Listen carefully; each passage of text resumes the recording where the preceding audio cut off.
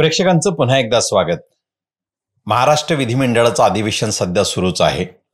अर्थसंकल्पीय हे अधिवेशन सुरू असताना याच अधिवेशनामध्ये महाराष्ट्रातील दुष्काळग्रस्त भागाचीही घोषणा झाली। महाराष्ट्रातल्या जवळपास 40 तालुक्यांची घोषणा दुष्काळग्रस्त भाग म्हणून झाली आणि या 40 तालुक्यातील दुष्काळग्रस्त भागातील शेतकऱ्यांसाठी 2243 कोटींचा निधी देखील या अधिवेशनात मंजूर करण्यात आला। शेतकरी हा देशाचा अन्नदाता आहे। त्याला शेती परवडत नाही, शेती उत्पादन खर्चही मिळवून देत नाही। या सगळ्या बाबी अगदी रास्त आणि महाराष्ट्राच्या आणि देशाच्या एकूणच चर्चेत कायम राहतात। शेतकऱ्यांच्या आत्महत्या हा चिंतेचा विषय देशभरातच आहे। पण त्याचबरोबर शेतकऱ्यांच्या ज्या शेतीवर अवलंबून असलेला शेतमजूर आहे, तो शेतमजूर दुष्काळ पडला की त्याला शेताचं कोणतंही काम मिळत नाही। शेताचा हंगामच येत नसल्यामुळे शेतमजुराला काम मिळणं मुश्किल राहतं, कठीण राहतं आणि मग त्याच्या उदरनिर्वाहाचा प्रश्न निर्माण होतो। आणि या शेतमजुरांच्यासाठी महाराष्ट्र राज्य सरकारनं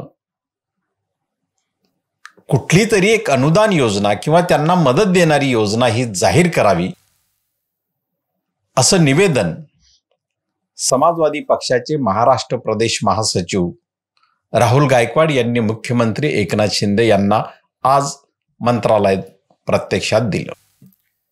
यामध्ये ते म्हणतात की शेतकरींवरच अवलंबून असलेला शेतमजूर जर त्या प्रदेशामध्ये दुष्काळ पडला असेल तर त्या शेतमजुरालाही काम मिळत नाही आणि शेतमजुराचा हा प्रश्न कधीही चव्हाट्यावर येत नाही। त्यामुळे या शेतमजुरांसाठी मदतीची एक योजना मुख्यमंत्री एकनाथ शिंदे यांनी याच अधिवेशनामध्ये जाहीर करावी आणि या शेतमजुरांसाठी कायमस्वरूपी एक आर्थिक महामंडळाच्या स्थापनेचीही त्यांनी घोषणा करावी, किंबहुना त्या दिशेने त्यांनी प्रयत्न करावे, असंही राहुल गायकवाड यांनी आपल्या या निवेदनात म्हटलेलं आहे।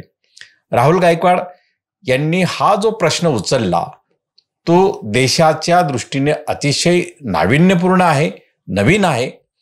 शेतकरी बांधवांचे प्रश्न नेहमीच चव्हाट्यावर येतात, त्यांच्या आत्महत्या हा देशाचा चिंतेचा विषय आहे। पण त्याचबरोबर उपाशीपोटी जर दुष्काळच पडला, त्या शेतावर कामच मिळालं नाही तर उपाशीपोटी गुजराण करावी लागत असलेला शेतमजूर देखील आपल्या चिंतेचा विषय व्हावा आणि त्याला देखील या अनुषंगाने काहीतरी आर्थिक मदत मिळावी आणि ती कायमस्वरूपी मिळावी, यासाठी शेतमजुरांचं एक अर्थ किंवा विकासविषयक महामंडळ हे स्थापन करावं, अशा प्रकारचं निवेदन राहुल गायकवाड यांनी महाराष्ट्र सरकारला आणि विशेषतः राज्याचे मुख्यमंत्री एकनाथ शिंदे यांना आज दिनांक 10 जुलै रोजी प्रत्यक्षात मंत्रालयात भेट घेऊन दिला आहे। हा प्रश्न आपल्याला नेमका कसा वाटतो, निश्चित आपल्या प्रतिक्रिया कळवा। आमचं चॅनल सबस्क्राईब करा